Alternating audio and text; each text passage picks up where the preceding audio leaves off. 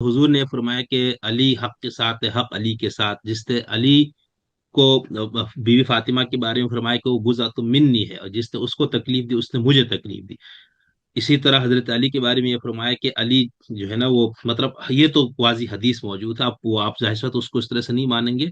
تو ان سب کے ہوتے ہوئے جب پھر ہم تاریخ کو دیکھتے تو ہمیں یہ نظر آتا ہے کہ جب حضور اکرم کی وصال کے بعد، آپ کی دنیا سے جانے کے بعد، دونوں خلفاء کے ہاتھ سے بیوی فاطمہ کو دکھ پہنچا، اور بخاری شریف میں اور باقی کتابوں میں ہے کہ مرتے دم تک انہوں نے ان سے گفتگو نہیں کی، ٹھیک ہے نا، اور ایک فدق کا ایک معاملہ تھا جس کے اوپر، اور وہ بھی قرآن سے بیوی فاطمہ کہہ رہی تھی والد اس کا وراثت ہے، اور حضرت ابوبکر حدیث پیش کر کے اس وراثت کو منع فرما رہے تھے۔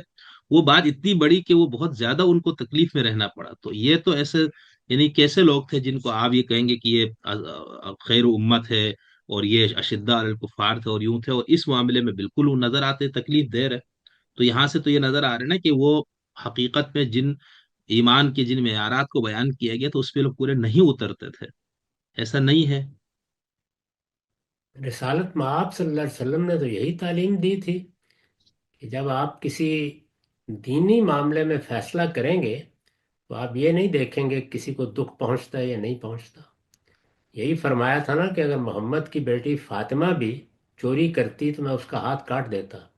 تو یہ بتائیے اس وقت سیدہ کو دکھ پہنچتا یا نہ پہنچتا؟ پہنچتا۔ تو اس وجہ سے دکھ پہنچنا تو بنا استدلال نہیں ہو سکتا، یہ تو معاملے پہ حضور کی گفتگو حدیث ہے، کیجیے۔ حدیث ہے نا، فمن آزا فقط آزانی، جی ہاں، تو وہ دکھ تو وہ پہنچنا کس معیار کو حق کہتے ہے، ہیں؟ وہ خود معیار حق ہے نا، حضور کے ان معیار الفاظ کے حق تو ہے، مطابق۔ یہ اس کا یہ مطلب کہاں سے ہو گیا کہ یہ معیار حق کا فیصلہ ہو رہا ہے؟ یعنی ظاہر بات ہے کہ میرے بیٹے کو اگر کوئی برا بلا کہے گا تو مجھے دکھ پہنچے گا، لیکن دکھ پہنچنے کی بنیاد پر کیا دین کے فیصلے کیے جائیں گے؟ کیا حقوق کے فیصلے کیے جائیں گے؟ نہیں تو ان کا دکھ تو مطالبہ تو کسی کو دینی بھی لحاظ پہنچ سے سکتا درست ہے، تھا نا۔ خود بی حضور کے فاطمہ، فیصلوں سے بہت سے لوگوں کو دکھ پہنچا ہوگا، لیکن کیا فیصلہ کرنے کے لیے یہ کوئی بنیاد ہے یا اس کو بنا استدلال بنایا جا سکتا ہے؟ نہیں تو بی بی فاطمہ کا دعویٰ ہی آپ کے نزدیک غلط تھا؟ دیکھیے میں تو جو عرض کروں گا وہ یہ کہ دونوں کے دلائل دیکھوں گا میں، تو دلائل دیکھ کر میں فیصلہ کروں گا، تو میں یہ آپ کی طے کیا کروں فیصلہ؟ گا کہ دلیل کس کی مضبوط ہے۔ یعنی سیدنا صدیق نے جس چیز سے استدلال کیا اس کو دیکھوں گا، سیدہ نے جس سے استدلال کیا ہے، کیا استدلال کی بنیاد پر فیصلہ کرنا یا کسی کی اذیت کے پہلو سے فیصلہ کرنا یہ دین نے سکھایا ہے ہمیں، یہی تعلیم نہیں رسالت مآب صلی اللہ علیہ وسلم نے ہمیں دی ہے۔ تو اس کا مطلب یہ ہے کہ کل کو میں اگر قاضی کی نشست پر بیٹھا ہوں تو پھر مجھے دیکھنا ہوگا کہ کہیں میں اپنے بیٹے کے خلاف فیصلہ کروں تو اس کو دکھ نہ پہنچ جائے۔ نہیں چلے دکھ والی بات تو چلے، وہ میں نے اس حدیث کے بعد ہوا نا، دیکھیں بیوی فاطمہ کو اپنے موقف پہ قطعی یقین تھا نا، تبھی تو جب ان کو محروم کیا بھی گیا تو انہوں نے اپنے موقف سے یعنی اپنے استدلال سے انہوں نے وہ نہیں کیا کہ ٹھیک ہے میرا استدلال غلط تھا، ان کا یہ تھا کہ نہیں میرا استدلال صحیح تھا، ابوبکر صدیق کا استدلال غلط تھا، تو انہوں نے پھر زندگی بھر ان سے گفتگو نہیں کی، یہاں تک کہ جب ان کی وفات ہوئی تو سید حضرت علی علیہ السلام نے جنازے میں بھی کسی صحابی کو شریک نہیں کیا، تو یہ کیا ہے، یہ کوئی مسئلہ تو تھا غامدی صاحب؟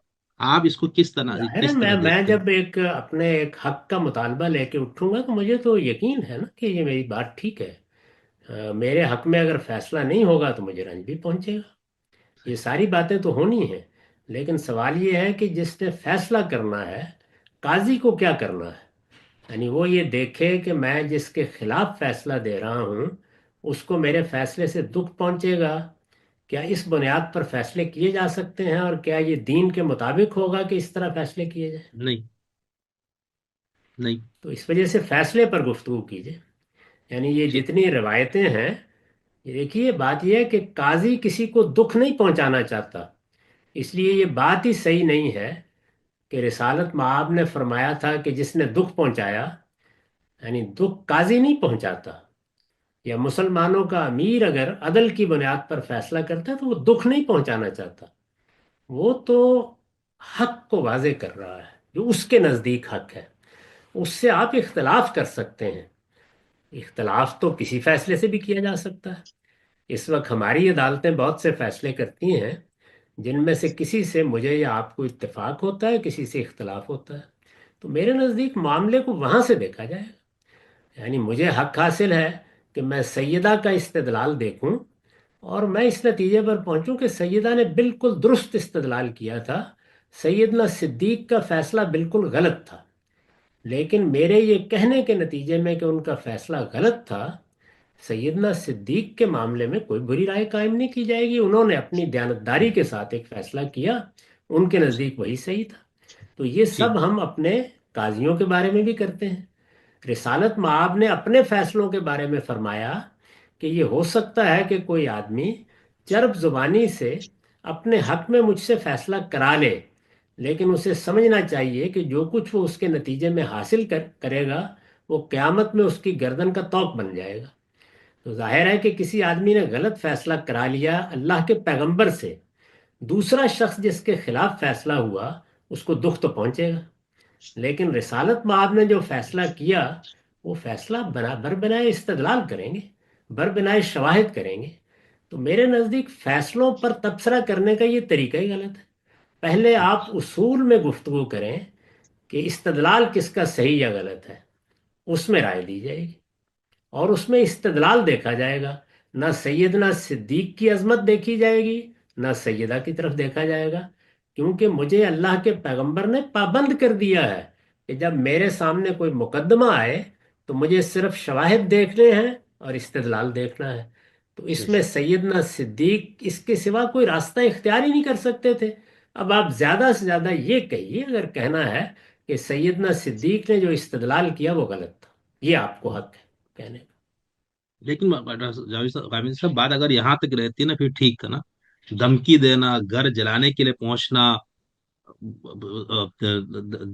پیغمبر کی جو اکلوتی بیٹی تھی ان کے ساتھ یہاں تک مظالم کا ڈایا جانا، تو یہ تو اتنی مختصر بات تو نہیں ہے نا کہ ہم اس کو صرف استدلال کو بیان کر کے اس کو چھوڑ دیں۔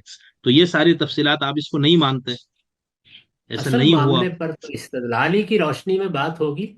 یہ اخبار احاد ہے، اس میں میں نے عرض کر دیا کہ میرے نزدیک اس کے لیے طریقہ بالکل دوسرا ہے، اور وہ یہ ہے کہ اگر کسی کے خلاف کوئی الزام لگایا جا رہا ہے تو پھر اس کو اس سطح پر ثابت ہونا چاہیے جس سطح پر عدالت میں معاملات ثابت ہوتے ہیں۔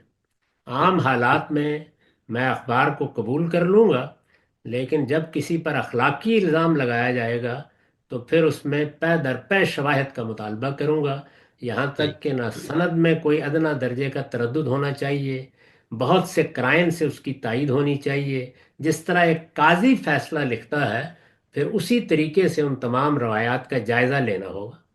تو ٹھیک۔ وہاں پر بھی ٹھیک۔ میرے نزدیک اصول غلط استعمال کیا جا رہا ہے۔ یہ ادھر ادھر کی سنی سنائی باتوں پر یہ بات نہیں کی جا سکتی، وہ پھر ایک ایک چیز پر بحث کر کے دیکھنا پڑے گا کیا شہادت کے درجے میں یہ بات ثابت ہے۔ اگر آپ یہ دعویٰ کرتے ہیں تو ایک نشست رکھ لیجئے اور اپنے دلائل بیان کیجئے۔